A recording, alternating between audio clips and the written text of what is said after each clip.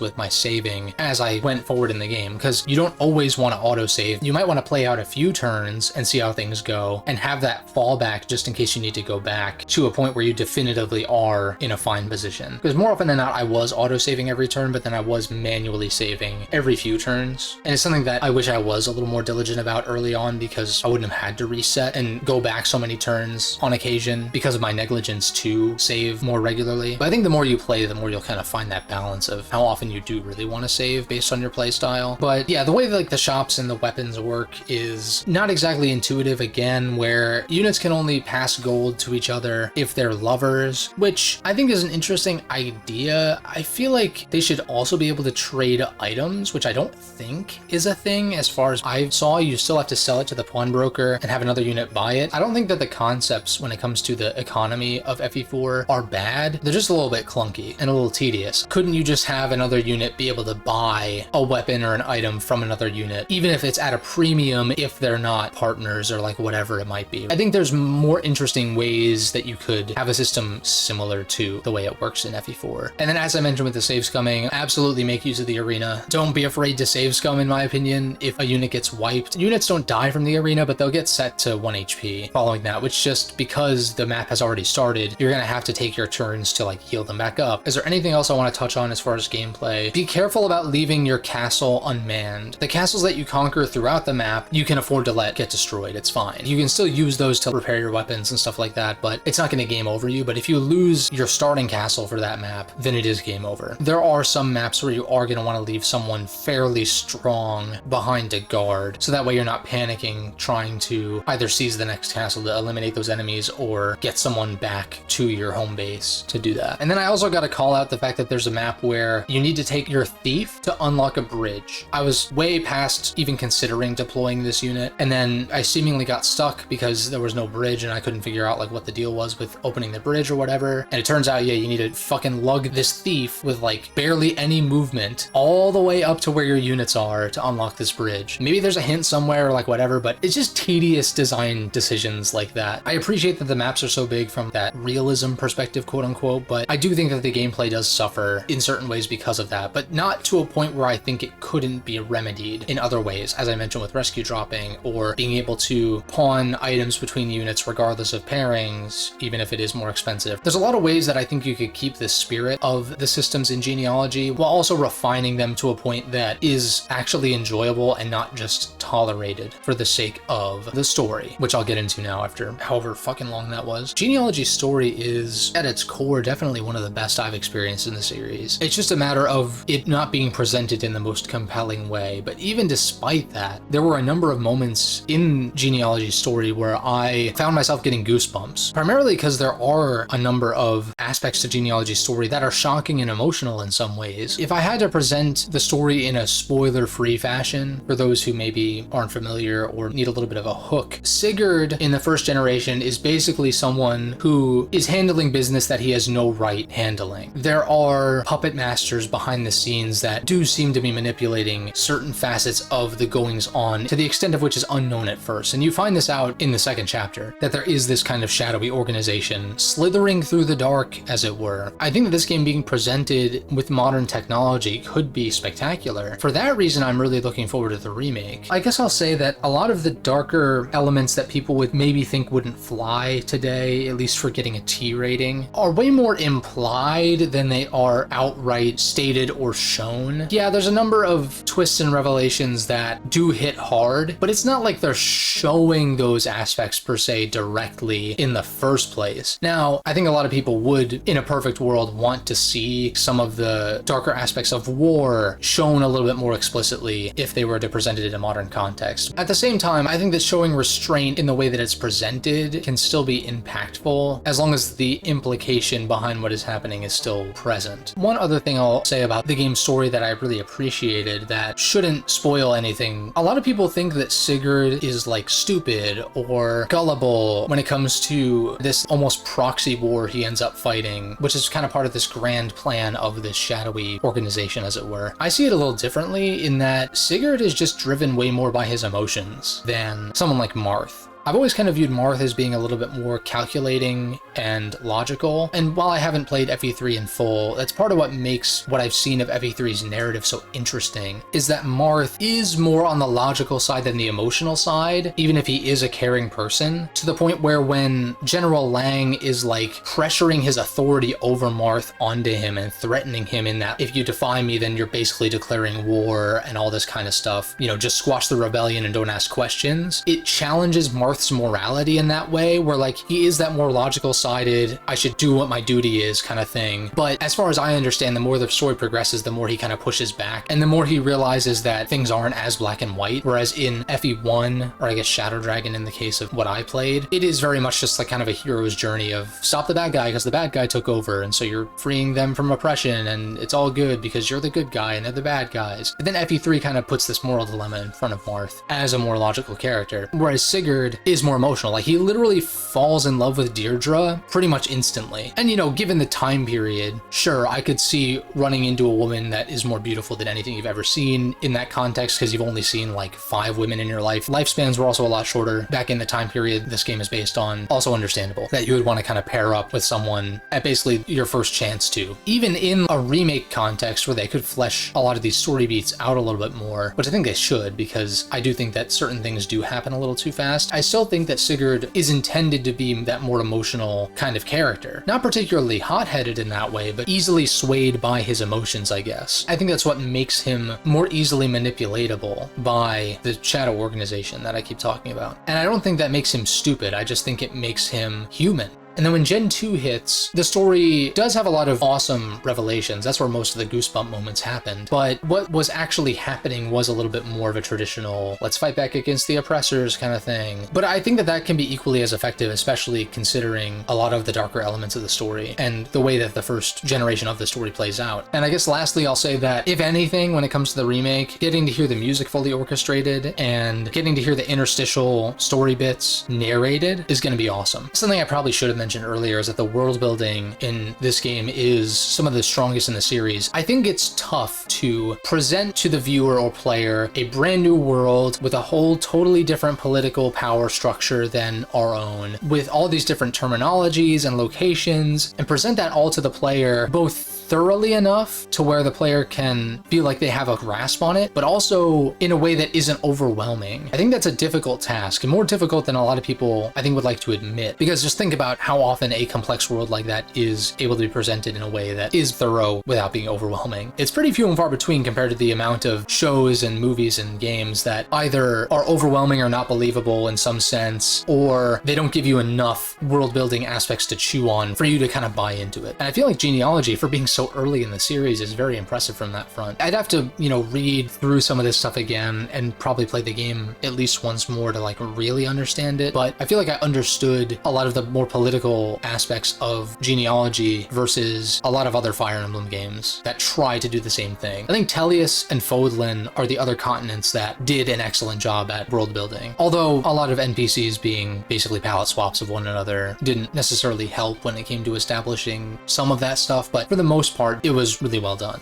This ended up being a lot longer of a discussion than I initially anticipated. I didn't think I had that much to say on this game, but apparently I did. And so what's next for Fire Emblem for me? I think it makes sense to jump into Thracia 776 for my next Fire Emblem, since that game takes place in between Gens 1 and 2 of Genealogy. But then following that, I think it will finally be time to talk about the more recent entries, being Three Houses and Engage. And then from then on, I have a couple of ideas of going back to certain games whenever that feels right to do, and maybe look at them from a different angle, or maybe I can delve a little bit more thoroughly. And hopefully by the time I'm done talking about Three Houses and Engage, we'll have a new Fire Emblem game to talk about, which would ideally be the Genealogy remake. But yeah, Thracia will be next for sure. So go ahead and let me know in the comments what you think about Genealogy of the Holy War if you've played it. And if you've not played it, I would definitely recommend checking it out despite the remake maybe coming somewhat in the recent future. But at the same time, Engage just came out earlier this year, so I feel like we at least have another year before the Genealogy remake would get announced. Either way, don't forget to leave a like and subscribe, of course, if you enjoyed, and I will catch you guys in the next video.